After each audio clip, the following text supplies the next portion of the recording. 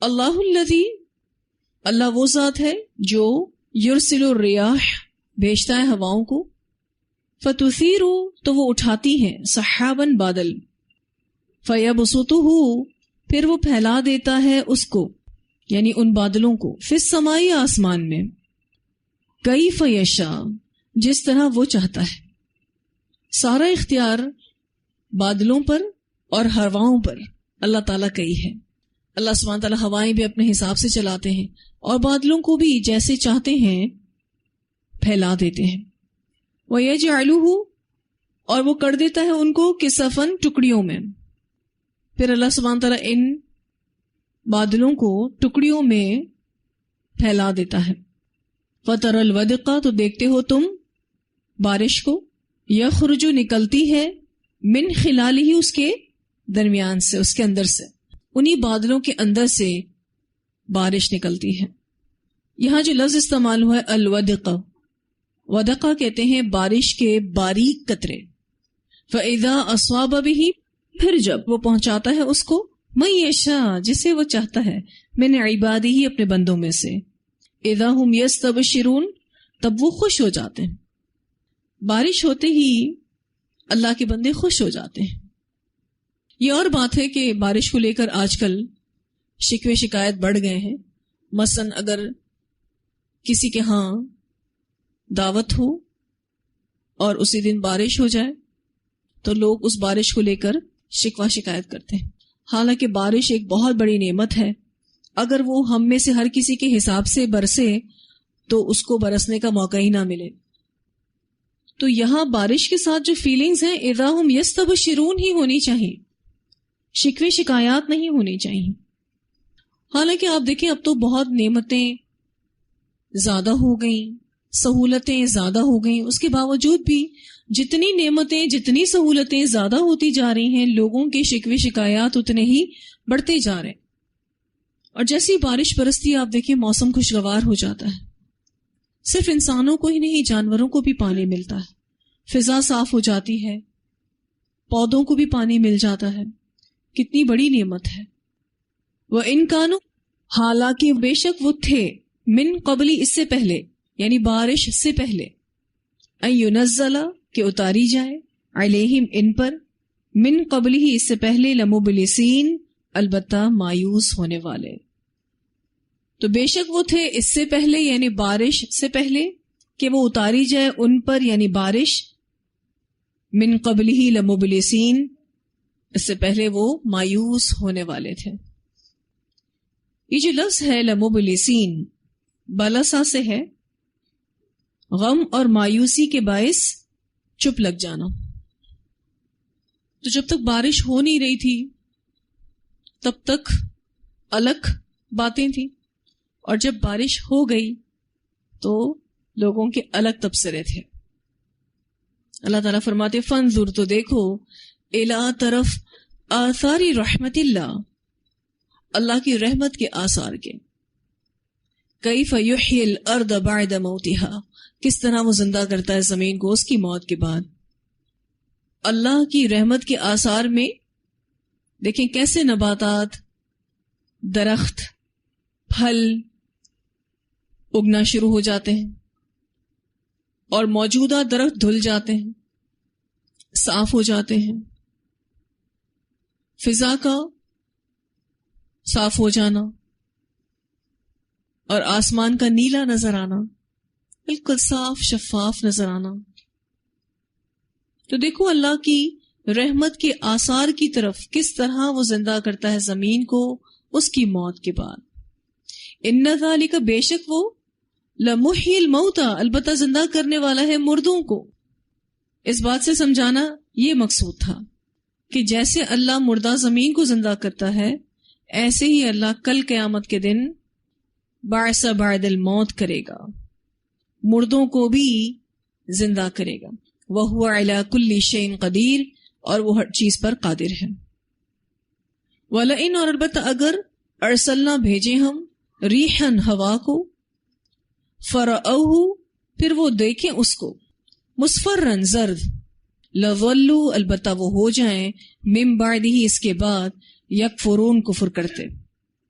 تو یہاں پر ایک مختلف قسم کی ہوا جس میں سختی ہو، جب اللہ تعالیٰ ایسی ہوائیں چلاتا ہے جس میں وہ کھیتی کو زرد پڑا دیکھتے ہیں تو یقیناً اس کے بعد وہ ناشکری کرنے لگتے ہیں، کیونکہ یہ بھی اللہ کی طرف سے ایک آزمائش ہوتی ہے کہ لہلہاتے کھیتوں پر اللہ ایسی گرم ہوا چلا دیتا ہے یا پھر ایسی سرد ہوا چلا دیتا ہے کہ وہ ہوا اس کھیتی کو نیست و نابود کر دیتی ہے۔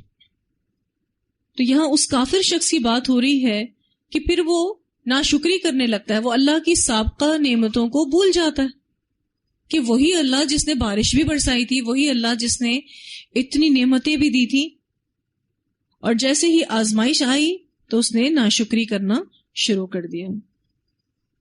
کیونکہ اگر آپ اس لفظ پر غور کریں، یہاں پر ریحن استعمال ہوا ہے، اور اس سے پہلے آیت نمبر 46 میں الریاح استعمال ہوا ہے۔ ریاح کہتے ہیں خوشخبری والی ہوا کو، اور ریح کہتے ہیں عذاب والی ہوا۔ یہ بہت گرم بھی ہو سکتی ہے اور یہ بہت ٹھنڈی بھی ہو سکتی ہے۔ جیسے کبھی لو چلتی ہے، گرم ہوتی ہے، اور کبھی بہت ٹھنڈی ہوا بھی لہلہاتے کھیتوں کو تباہ و برباد کر دیتی ہے۔ خلاصہ یہ ہے کہ جو اللہ کو نہیں مانتا وہ صبر اور حوصلے سے بھی محروم ہوتا ہے۔ جو بھی اللہ کو نہیں مانتا اس کے اندر یہ صفات نہیں ہوتی، صبر اور حوصلہ، کیونکہ پھر اگر ان کو تھوڑی سی خوشی مل جائے تو وہ پھولے نہیں سماتے، اور اگر تکلیف آ جائے تو ناشکری کرنے لگتے ہیں۔ پھر اللہ سبحانہ تعالیٰ فرماتے ہیں فَإِنَّكَ، پس بے شک آپ لا تسمع الموتى، نہیں سنوا سکتے مردوں کو، ولا تسمع الصم، اور نہیں آپ سنوا سکتے بہروں کو، الدعاء، پکار، اذا ولوا مدبرین، جب وہ منہ موڑ جائیں، پیٹ پھیرتے ہوئے۔ ولو منہ موڑ جانا، اور مدبرین پیٹ پھیرنا، یعنی شدید رد کرنے کی علامت، یعنی سننا ہی نہیں چاہتے۔ تو یہاں پر کفار مکہ کو، جو کہ موت کے بعد جی اٹھنے کے انکاری تھے، ان کو مردوں اور بہروں سے تشبیہ دی جا رہی کہ یہ مردے ہیں، یہ بہرے ہیں، اور آپ صلی اللہ علیہ وسلم سے کہا جا رہا ہے کہ آپ ان مردوں کو اور ان بہروں کو پکار نہیں سنوا سکتے۔ الدعاء سے مراد دعوت حق ہے، یہ آپ کی دعوت حق کو قبول نہیں کریں گے، یہ آپ کی نصیحتوں کا کوئی فائدہ نہیں اٹھائیں گے۔ وما انت، اور نہیں آپ بہاد العمی، رہنمائی کرنے والے اندھوں کی، عن ضلالتہم، ان کی گمراہی سے۔ اب کیا یہ آنکھوں کے اندھے تھے؟ یہ دل کے اندھے تھے۔ اللہ تعالیٰ کہتے ہیں آپ ان اندھوں کو ہدایت کی طرف نہیں لا سکتے۔ ان تسمعوا، نہیں آپ سنوا سکتے، الا مگر من یؤمن بآیاتنا، جو ایمان رکھتا ہو ہماری آیات پر، فہم مسلمون، پھر وہ مسلمان بھی ہو، مطیع ہو، فرما بردار ہو۔ آپ ان مشرکین مکہ کو تو نہیں سنوا سکتے، لیکن آپ کی بات وہی سنے گا جو ہماری آیات پر ایمان لاتا ہے۔ یہاں پر من یؤمن، ایمان کا لفظ الگ آیا ہے، اور فہم مسلمون، اسلام کا لفظ الگ آیا ہے۔ جب ایمان اور اسلام کا لفظ ایک ہی آیت میں ہو تو ایمان دل کی حالت ہے اور اسلام ظاہری حالت ہے، عمل ہے۔ ٹھیک ہے، اب آپ دیکھیں ایک ہی آیت میں یہ دونوں لفظ ایک ساتھ آئے ہیں، تو ایمان پھر دل کی حالت اور اسلام ظاہری حالت یعنی عمل۔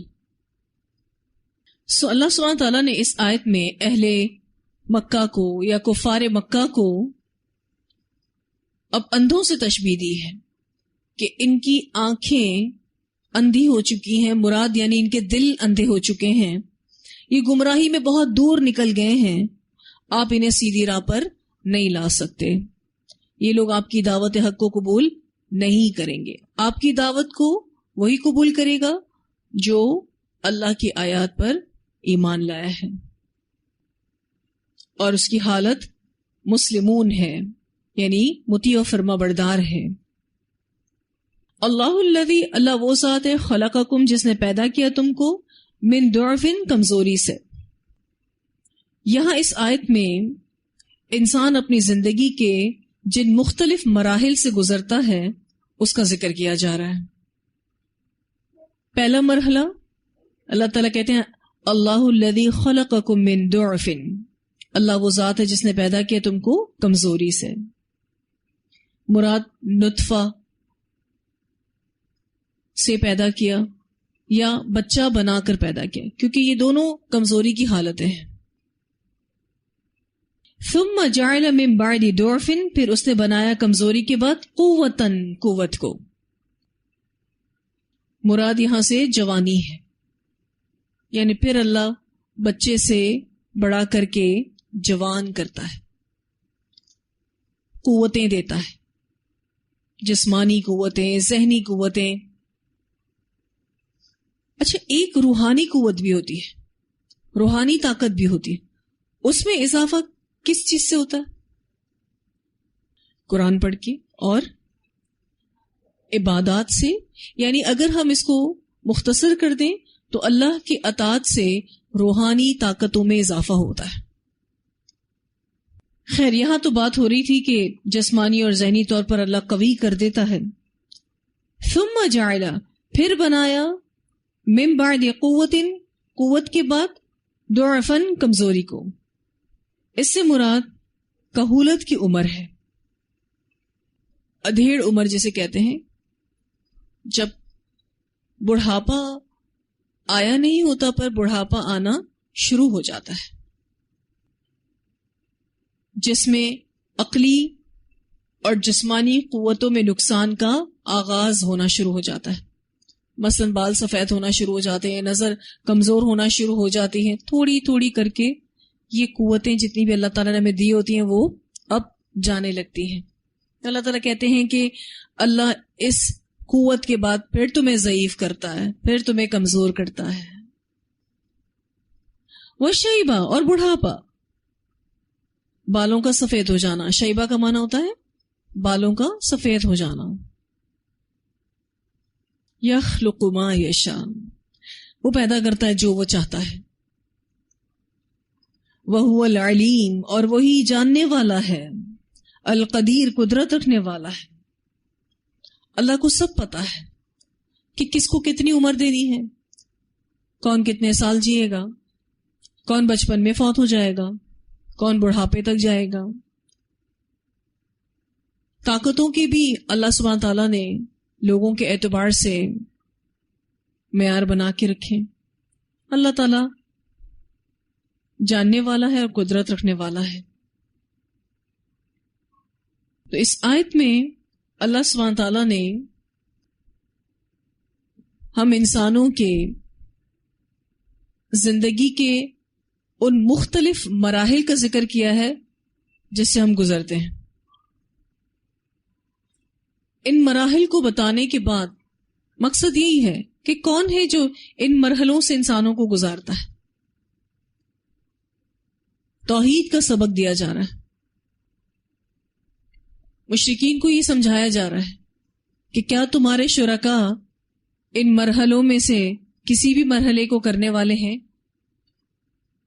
وہ تو ایک مکھی بھی پیدا نہیں کر سکتے، تو کیسے تم نے ان کو اللہ کا شریک بنا رکھا ہے؟ تو غور و فکر سے انسان کی سوچ بدلتی ہے۔